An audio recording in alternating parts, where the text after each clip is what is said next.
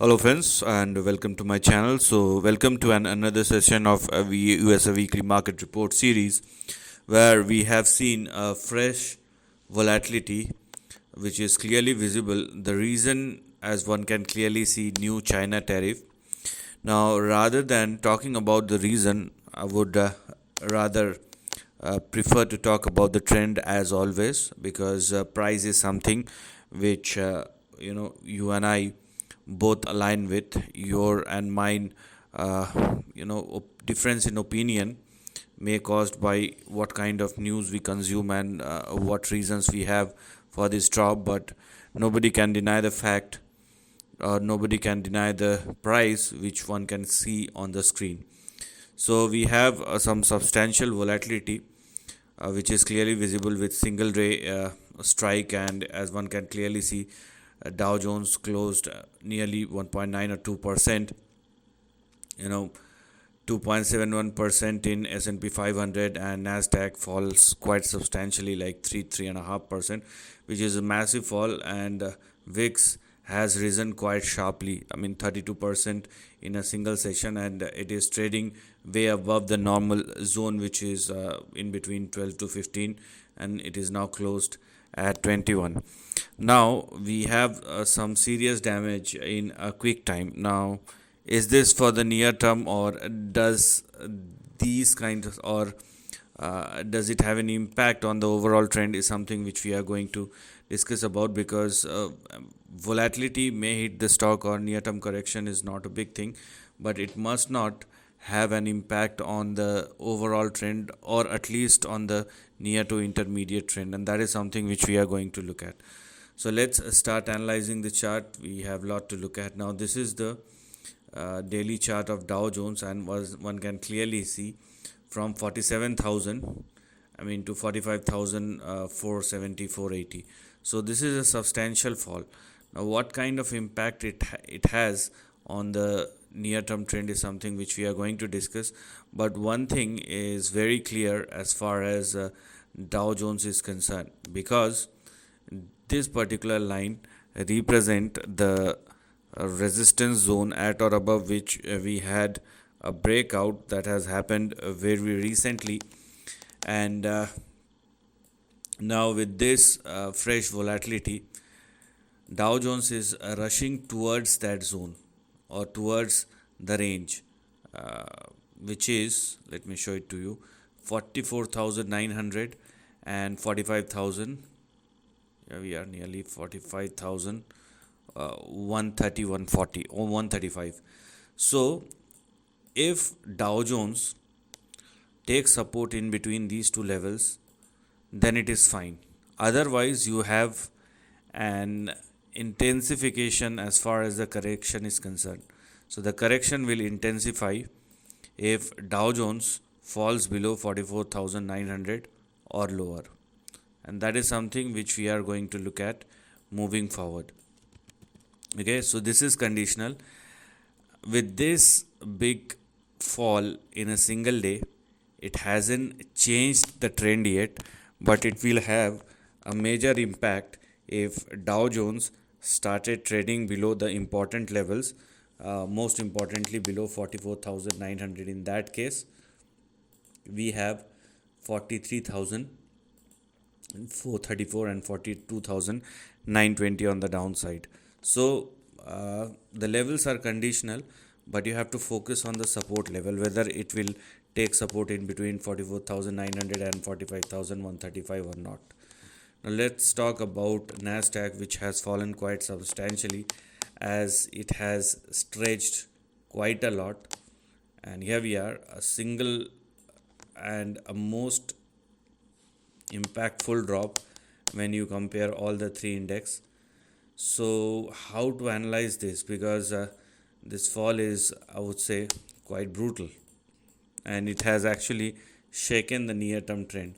So rather than looking into the daily chart, let's focus on the hourly chart to find some important support levels in the near term, which will at least help us to find out the near term support, because I do not want to call this as a crash or something like that. Yes, we have a sharp correction, but there will always be a probability of a bounce back. So if you are looking at the near term trend, then Nasdaq with its current price position or current price action, we have our next potential support at or near 21,726, which is going to be our next big support.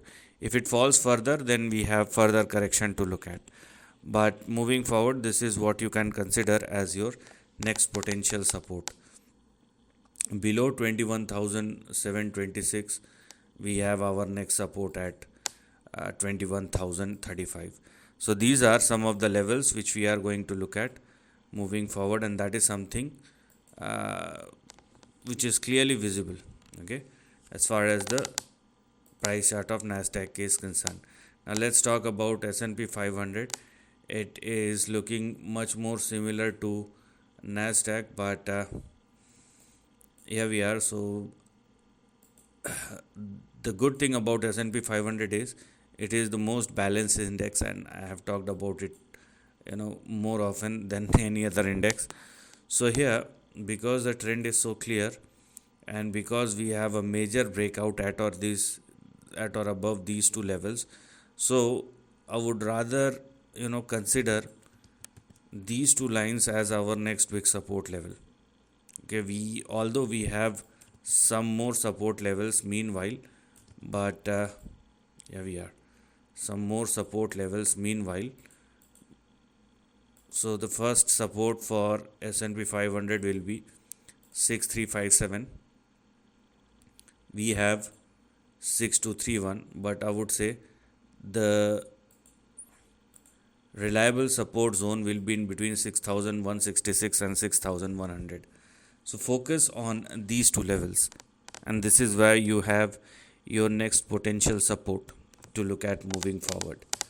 I hope this is very much clear to you. So a fresh volatility and an impact. So do not simply jump in because the stock or because the index has fallen quite substantially. They may correct further.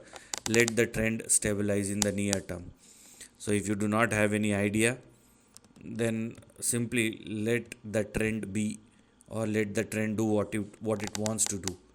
Do not simply try to identify the trend. Now this is the weekly price chart of CBOE volatility index, or the VIX, and the chart is looking like it hits the support level, but the most important thing to look at is the indicator, which is giving us a clear sign. As one can clearly see, the indicators are actually telling us that the VIX is ready to move higher, which is not at all a good sign for the equity market, because it indicates volatile days ahead. Volatility may play out on both the side, but a sharp volatility will crush the market. That's the bottom line. I mean, often in general, that's something which has happened and which will probably happen. So we have our support in between 14 and 15.8, and the next big swing may push VIX somewhere in between 31 and 39 moving forward, and you have to be very careful about it.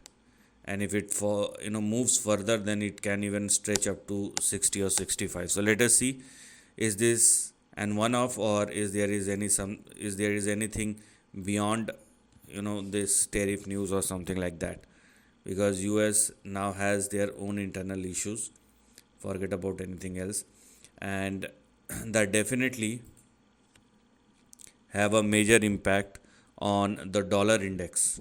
Okay, but generally dollar as a currency, obviously it's not a currency itself, it's a combination of lots of other currencies, but because it represents the currency of US, so I mean technically it should move higher, but we have to see how it's gonna behave. Now the near term price action is suggesting a breakout that has happened. Even with the volatility, a breakout has happened above 98, 95. So if dollar index continue to trade and sustain above this particular level, then obviously it's a sign of worry, because if this breakout holds, then levels like 100 and 102 will also become active.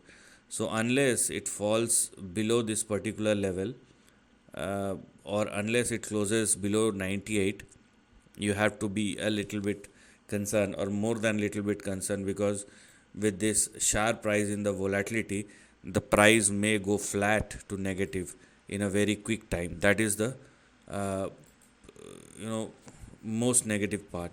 Now let's talk about the gold. Let us see, is this still holding as an a safe asset class or not. So here we are. A fresh sign of volatility is clearly visible, and indicators are suggesting uh, and a stretch. Gold, I'm talking about the price chart of gold, or gold futures chart. So it has stretched quite a lot, and it is also indicating some near term correction. So what one can do, I'm not saying that it's gonna fall, but unless gold futures surpass and sustain above the recent high, which is 4100, you cannot have any further up move. What one should rather prepare for in the near term uh, is a near term correction, and if there is any, then the next big swing may push gold in between 3300 and 3580 as far as the near term trend is concerned. So you have to look at the upper end of the range, which is 4100 to 4105, and if gold futures chart is unable to hold at or above that level, then you may see further volatility and most probably a correction in the near term. That's also a possibility. So now everything is shaking up. That is the problem, and that is not happening because of general market sentiment. People want to take profits back. Does not matter what does it, where does it comes from. So you have to be a little bit cautious, or more than a little bit cautious in the near term, and let the price decide where it actually wants to go. Let me check one more thing. I think the 6 month treasury yield, because it was throwing a negative. Yeah, so this is what I'm basically talking about. So I have talked about it. Now one can clearly see a crossover is yet to happen, and the 6 month yield is indicating a crash, is indicating, if you do not want to use the term crash, then you should use the term correction. So you will see a fall in the yield right now, quoting closed at 3.86. Okay, I've been talking about it when it was trading near 4.2, 4.3. So this is a close, and this is a lower close, and if this continues, then we have seen, or we will probably see further correction in the yields as well. So right now there are lots of moving parts, but one thing is very clear: equity markets are volatile. So let them move where they want to go in the near term, and act when you have fresh sign of I would say stability, even in the near term. Do not simply jump in.